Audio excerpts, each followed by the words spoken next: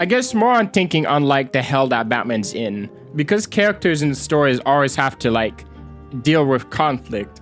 It's Batman's in a state like both in the text and outside of the text where he'll forever be trapped in like the cycle of conflict because of his own character flaws of wanting to constantly deal with his vengeance and the grief of his parents and living in this corrupt city. Wanting to save Gotham. Yeah, and wanting to save Gotham and living in that corrupt city that like can't be saved. So it's like, sure, the villains are being brought back because the system, but it's also like because we continue to tell these stories. So there's no real happy ending. He'll never Bruce be happy at all. I think the story that really best exemplifies this is when he almost married Catwoman, but through plot contrivances, it couldn't happen. I was really mad because I was like, we exist in a universe where like Superman's allowed to be married to Lois Lane and have a kid, but Batman is not allowed to move out of that like stage in his life where he doesn't have a family, which is so weird because his whole thing is providing a found family to orphans. Yes. Like the whole reason he has like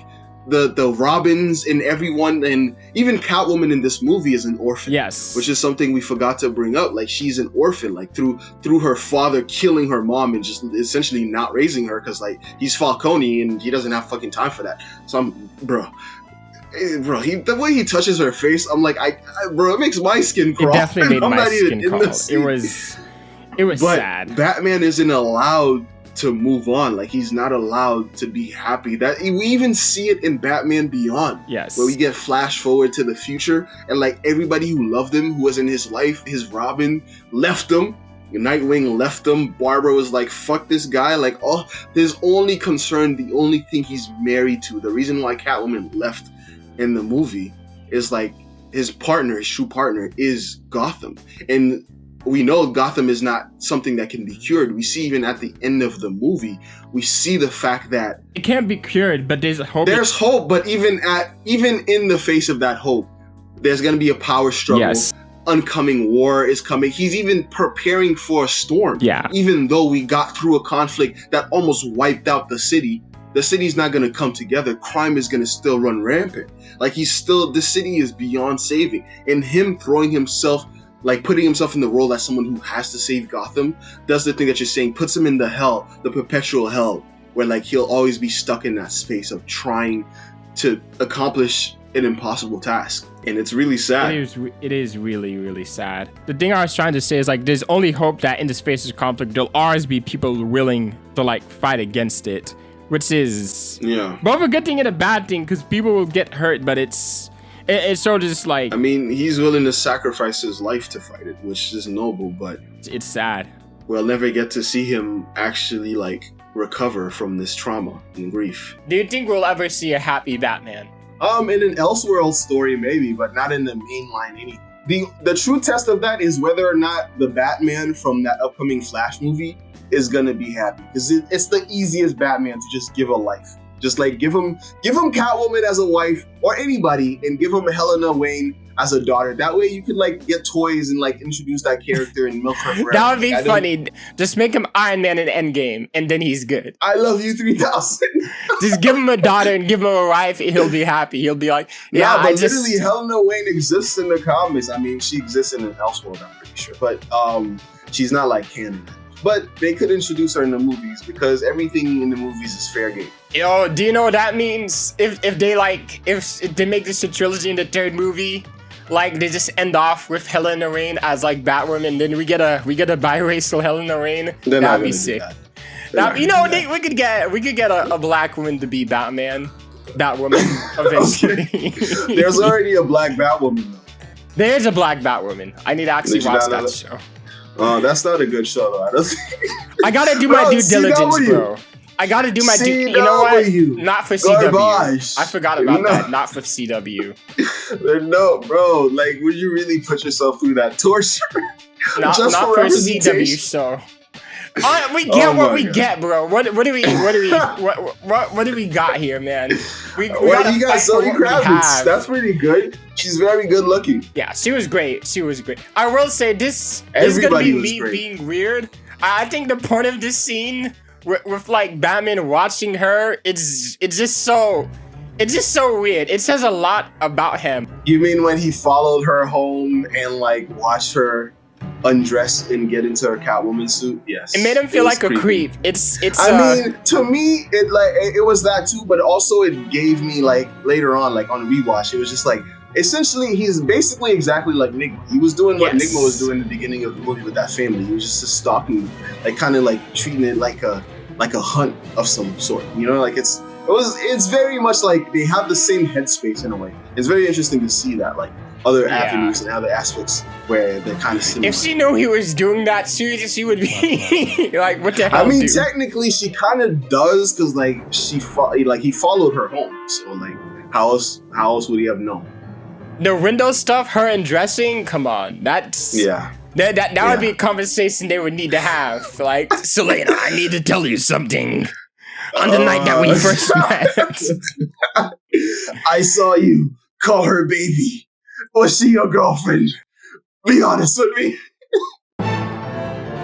Bro, let's be honest. He judges the world through the lens of somebody who has money. Even Catwoman calls him out on that. Like, bro, like telling the girls, like telling Catwoman that, oh, you know, your friend died. She should have known better than doing that job. Like, what do you mean she's a stripper? I'm like, bro, that was very cold. He's like, you don't know what she had to do. Like, he's very cold. But I mean, what do you expect? Like, you don't know. Like, some people don't have a choice. It's very tragic, and I completely understand why people would want a story where like Batman is just much more slapstick comedy, or like the Wayne Adventures. I don't think anybody wants that. Well, people love the Lego. Nobody wants nipple Batman. Most people don't want. No, not even most people. The Lego movie exists in a different light. Yeah, I think those are examples of fun Batman where you could get this character, but it's not as like heavy. I think most people like the heavy version of Batman. I mean, I suppose, but I guess with that heavy version, we have to answer that question that I keep bringing up. Like, will there be a Batman that recovers from these issues? Will there be a Batman that is happy?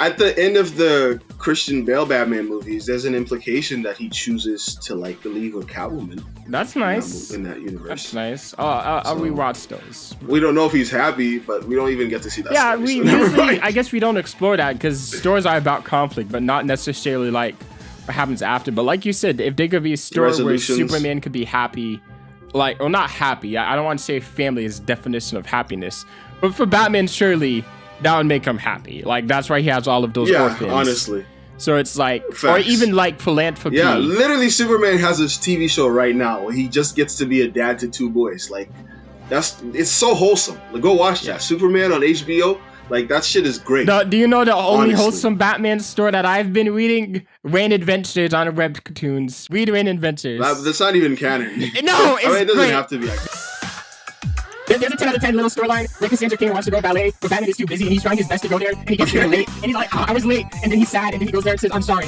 I care about you a lot, but I was just trying my best, and she forgives him, and then he works out the ballet. No, it's great, and then he works out the ballet studio just for the two of them so she could perform her, she could do it. When you're rich now, you can do that. I know, that's kind of messed up. That's a flex. That is a bit of a flex. It's the most wholesome Batman I've read in my years of being a Batman fan. He's just a dad there trying his best with these 10 fucking kids. He has a thing for strays too, huh? Apparently. He definitely does. It was cute how the cats were warming up to him. That was one thing I wanted to say. It was also nice that like she called them vengeance exclusively every time. Yes. Vengeance. You're becoming quite a celebrity. I feel like that was good just to constantly poke fun at him. Just throwing it in his face. Like, don't you see how silly it sounds when you say that? Don't you hear it? Like, do you really want to go around saying that? Yeah. I hope I said this, but on the theme of orphans, the fact that she was an orphan too and she deals with her own scars and comes to her own decisions about how to heal and how to move on from it is interesting. Literally raised in a strip club. The scene where Selena and Bruce faced off against Falcone and he stopped her from killing him when she had the gun, that was a heavy scene because that was another, like, that was him choosing saving someone over vengeance. And I think this is one of the movies where you really get to understand why the vow to not kill is so important. Because it really is the line that stops him from going to over the edge. And he's literally on the edge. He's like making sweet love to the edge, bro. Like they're laying in the same bed and like whispering sweet nothings into each other's ears, bro. No cap. Yeah, he's really on the edge. So seeing him do that to Selena and giving her at least a chance to like heal and move on. Makes me hope he can have a chance to heal and move on, but Honestly, it's Bruce, so I guess we'll see. at the end of the movie, like we said, she chooses to leave and he chooses to stay with the city, his true partner. And that's sad to me because it just means that I don't think he'll ever really evolve beyond being Batman. Because conflict, because he exists in these stories, like Batman as a character fundamentally can't stop being Batman. He can never He heal can never because be happy. yeah. So it's like his character's trapped in like this weird hell. And I think that's interesting for a character in like fiction, that he will always be this person that has to be like burdened by his trauma to exist in this space. He always has to be Batman, and he always has to be traumatized. He has to be that character. He cannot be allowed to heal. He cannot be allowed to move on because he would stop being Batman. Rob from Comics Explained says this like the best way he puts it is that like Bruce Wayne Batman is just a guy who runs around as a crazy person in a suit because his mommy and daddy get shot. I mean, yeah, but I feel like there's so much more to be said there. But I get that. That's the fun thing to say.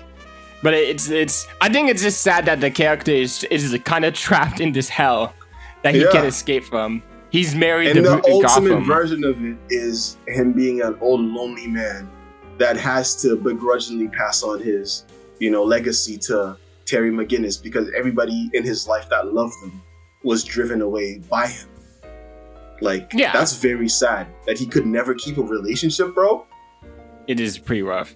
Yeah, that is true. Even when Terry asks him for advice on women, he's all like, Yo, that was funny.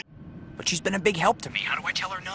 You're asking me for advice on handling women? Ah, I see your point. you're asking me? You're asking me for advice? I'm like, yeah. Oh. I'm like, yeah, makes sense. Nah, not this guy. Oh, Bruce, it's sad. Mr. Wayne, those things I said, I'm sorry. This kind of thing ever happened to you? Let me tell you about a woman named Selina Kyle.